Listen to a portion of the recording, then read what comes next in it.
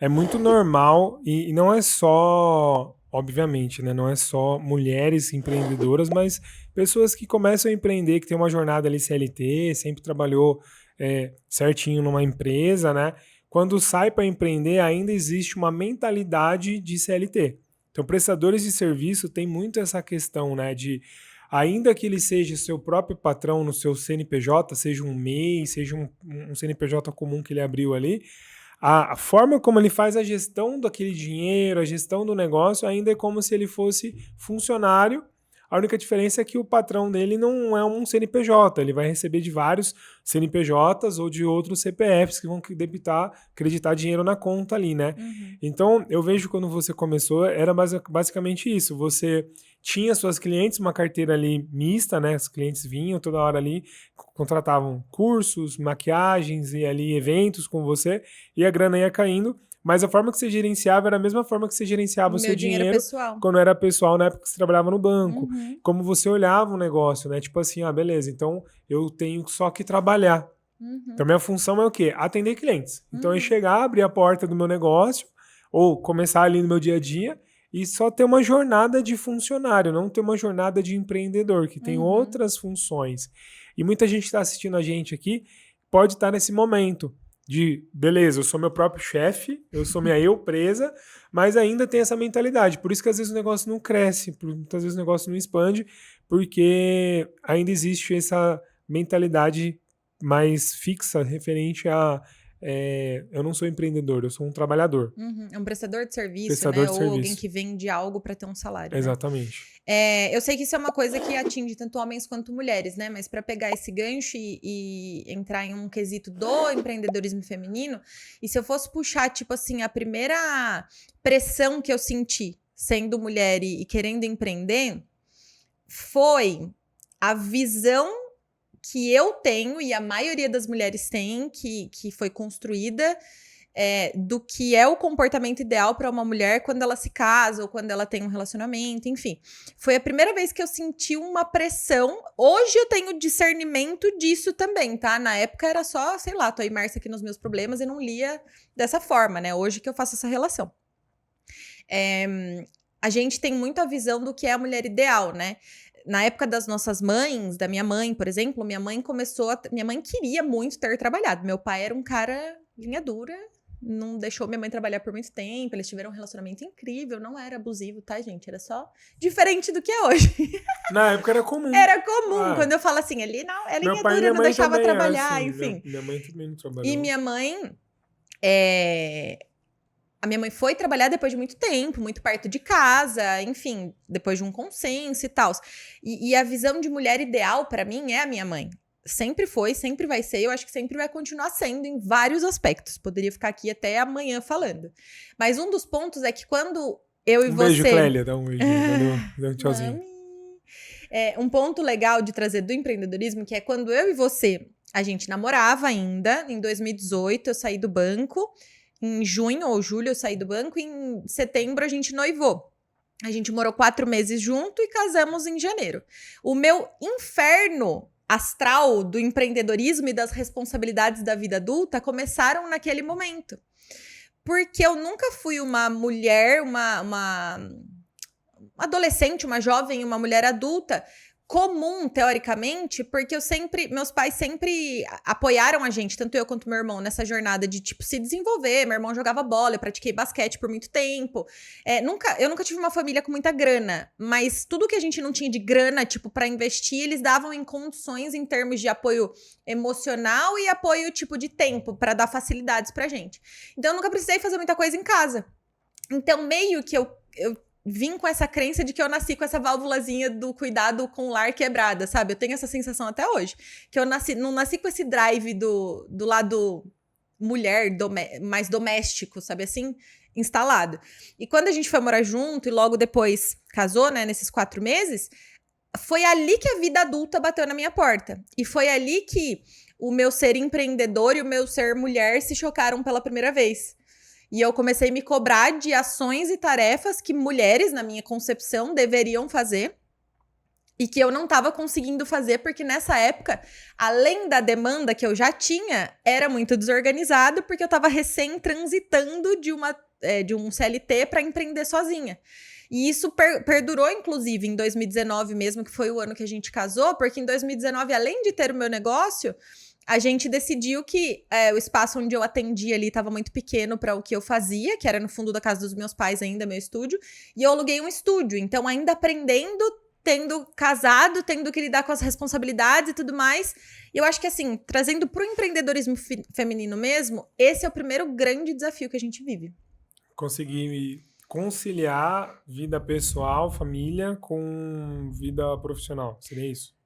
Eu acho que entra em conciliar mesmo, mas eu vou um passinho antes. Eu acho que é entender funções e aceitar que talvez... sei lá, talvez você precise abdicar de uma coisa para fazer outra. Eu acho que essa é uma crise de identidade que muitas mulheres vivem quando querem empreender. Porque muitas vezes elas são muito boas no que elas fazem, têm uma gana, têm uma força para trabalho, elas querem se dedicar muito mais àquilo, mas naturalmente as demandas do lar é que geralmente hoje em dia se fala muito mais sobre isso, né? Sobre Sim. um ajudar o outro, sobre contratar ajuda de fora, enfim. Mas naturalmente, eu não gosto de falar uma coisa imposta pela sociedade porque não é o que eu acredito, mas é meio que uma tradição, né? De a mulher cuidar dessas demandas e tudo mais. Então foi a primeira grande coisa que eu precisei entender e que eu tenho certeza que muitas mulheres vivem, que é essa coisa do papel mesmo. Sim. Muitas delas querem não precisar dar conta do restante e se dedicar totalmente ao trabalho ali, mas às vezes não dá, às vezes não pode, às vezes elas não se permitem, às vezes a gente se sente menos mulher. Acho que isso é um ponto importante. Legal. E é um ponto que eu me enxergo muito, me sentir menos mulher por só estar me dedicando à minha vida profissional e não conseguir, de repente, ter um tempo pra cuidar do meu lar, pra fazer uma coisa que, tipo, porra, eu valorizo, sabe? Apesar Sim. de eu não ter esse drive instalado ou ter muita facilidade ou muita habilidade, quando a gente decide empreender pra valer, as demandas, elas aumentam muito. Sim. E cuidar de uma casa também é um negócio. Então, Sim. tipo... E família, né? Porque às vezes tem pessoas... Gerenciar uma família. Tem muitas mulheres que são mães. Aí você tem esse atenuante, né? Porque você tem uma pessoa que depende de você, tá conectada ali, e aí também é mais um peso, né? É aí que eu ia chegar. Não um peso que ter um filho é um peso, não é isso? Mas é mais uma responsabilidade que pesa muito porque é muito importante. Então, na hora que você coloca nas balanças... E que, mais uma vez, ali, você tem que colocar na balança, tipo... Exatamente. Entende? E talvez seja um ponto também que pega muito, né? Porque aí tem essa cobrança, né? Será que eu tô sendo uma boa mãe? Será que eu tô sendo uma boa empresária, uma boa mulher, uma boa E aí você sente que você filha? não tá sendo boa em nada, entende? É um grande ponto. E aí, entrando nessa coisa da maternidade que você puxou, eu não sou mãe ainda, mas até antes de falar do FBI Clube, que tem muitas mães, a segunda crise de identidade veio a partir de nós dois, inclusive, porque quando a gente casou era tipo, não, ano que vem a gente já vai ter filho, só que o ano que vem foi a pandemia, e aí a gente precisou se reinventar, isso aconteceu com todo mundo, também não é uma exclusividade das mulheres, mas daí o que veio pra mim? Veio, depois que a gente foi, tipo, demorando e não engravidando, veio o segundo questionamento, a segunda grande crise, tipo, será que eu dou conta de ser mãe fazendo todo esse monte de coisa que eu tô fazendo no meu negócio, tendo esses planos tão grandes que eu tenho pro meu negócio, tendo que obrigatoriamente fazer todas essas coisas para de fato eu alcançar o que eu quero no meu negócio? Será que eu consigo encaixar o papel de mãe aqui? Será que eu quero encaixar o papel de mãe aqui? E isso só acontece com mulheres empreendedoras. Homens não vivem essa fase. Homens, eles têm meio que esse drive instalado do trabalho, tipo, por exemplo, se você fosse pai fazer... na mesma fase que eu, você não ia surtar da mesma maneira que eu, porque você ia pra fora, você ia... sei lá, garantir o que precisa ser feito, você ia pagar o preço. Tipo, é uma coisa meio, né, natural. E a mulher, ela passa por, além das questões emocionais, além das questões de mudança no corpo, questões, tipo, hormonais. Tem muita coisa envolvida numa gravidez. Minha segunda grande crise de identidade foi essa. Tipo, eu cheguei a pensar, tipo, meu Deus, será que eu quero? A gente conversa muito sobre isso, é muito tranquilo pra gente. Sim. Mas lá em 2020... 21, assim, eu comecei, tipo, dar uma leve surtada com isso. E, assim, emendando com o que eu faço hoje, né? Eu contei um pouco da minha história no passado, mas não falei de agora. Sim. Atualmente, eu trabalho como mentora de posicionamento, comunicação e vendas para mulheres empreendedoras. Foi o nicho que eu decidi me conectar. justamente por conta de toda a minha jornada, do que eu já me transformei, estudei, mudei em mim e sei que consigo ajudar outras pessoas. Mas acho que a grande menina dos meus olhos hoje é o FBI Clube. O FBI Clube é um clube de mulheres empreendedoras com foco em desenvolvimento pessoal, profissional e networking. E eu acho que esses 3 pilares do FBI, eles juntam exatamente tudo o que a mulher precisa, a mulher empreendedora precisa, porque ela sofre algumas coisas que outras pessoas não sofrem. Então, o se desenvolver pessoalmente para se acolher em algumas questões, o se desenvolver profissionalmente para se posicionar e lidar com o que precisa lidar com mais força. E, além do networking, acho que a rede de apoio. Isso. O fato de você olhar para o lado e saber que você não tá sozinha, que tem outras mulheres passando pelo que você tá passando.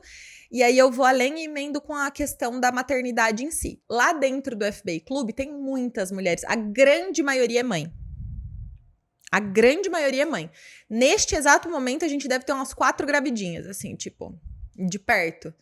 E são mulheres que, assim, têm todo o meu respeito e admiração, porque elas conciliam tudo, do jeito que elas podem, mas elas conciliam tudo. E eu acho isso muito bonito, é de uma força, assim, absurda. Surreal. É muito incrível. E essa segunda crise que eu vivi, muitas mulheres empreendedoras vivem. Muitas. E algumas acabam decidindo, acabam optando por não maternar. Por questões de, ok, não quero mesmo, ou por questões de, cara, não vai dar. Tem mulheres que acabam fazendo essa opção, mesmo que isso seja um sonho. E que tem mulheres que não têm esse sonho e tá tudo bem. Sim. E acho que esse é o segundo ponto, mais importante, mais relevante. E o terceiro ponto é a questão de a gente equilibrar vários pratinhos o tempo todo. Mulher, muita gente fala isso, né? Mas mulher, não existe ninguém que é multifocal, né? Todo mundo perde potência fazendo várias coisas ao mesmo tempo. Isso é uma coisa que eu acredito. Mas a mulher naturalmente precisa fazer mais coisas ao mesmo tempo. O homem tem até mais postura pra se posicionar e falar, não, tô fazendo isso daqui, vai resolvendo uma coisa de cada vez, enfim. Eu acho que é uma coisa natural, do instinto de cada pessoa. Mas mulher tem uma grande dificuldade de falar não, por exemplo. Muitas vezes tem uma grande dificuldade de pedir ajuda. E aí as coisas vão ficando cada vez mais difíceis, porque muitas das mulheres não têm, ou não tiveram, ou não foram incentivadas a buscar o autoconhecimento, o desenvolvimento pessoal, sabe? Eu acho que essa é uma questão que não é tipo, fixa de problema no empreendedorismo feminino, porque é um problema para todo mundo, mas é um pouco mais latente para quem é mulher, porque, tipo assim, se for escolher a batalha que a mulher precisa lutar, ela acaba eliminando tudo e, tipo, a mulher tem a tendência de se deixar para depois.